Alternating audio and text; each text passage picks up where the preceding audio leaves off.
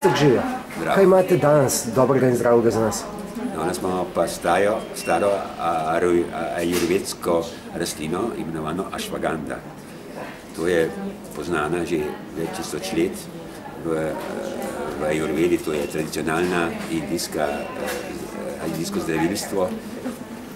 Izvor je iz dveh pokrajin na severu, Rajasthana in Madhya Pradesh.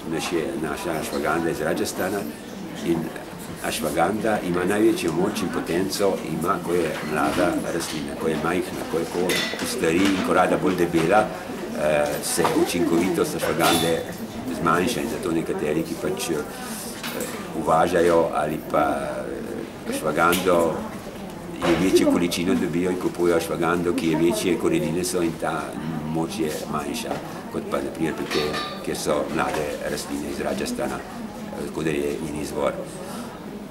Najmočnejši so učinkovine, so njej svojski valtanoidi in vitanolidi, ki imajo vpliv na prvič splošno počutje, imajo pa tudi na anksioznost, na depresijo, zato pravijo naprimer zjutraj za živahnost, zvečer pa za dober spanec, to se pravi deluje zanimivo, da istočasno ob določenih trenutkih poživlja in pa umirja.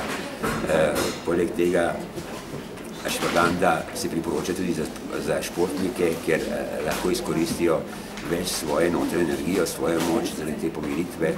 Deluje pa zelo dobro tudi pri Alzheimerjevi bolezni. Indijski znanstveniki so pred 6 meseci ugotovili, da pri Alzheimerjevi bolezni se v možganih ustvarijo beljakovinski odpadki, ki poškodujejo nevronske povezave. In niso uspeli, čeprav so odstranili te beljakovinske odpadke, niso uspeli nazaj spet regenerirati človeških možganov.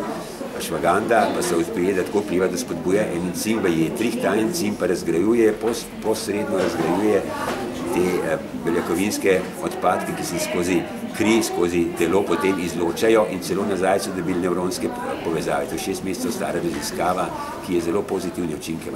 Mi imamo tukaj tudi neke dobre izkušnje pri Parkinsonovi bolezni v povezavi z mangostinom, celo pri nas so že ljudje jemljeni, so zadovoljni z uživanjem ašvagande. Vsestranska ašvaganda. Tako. Hvala.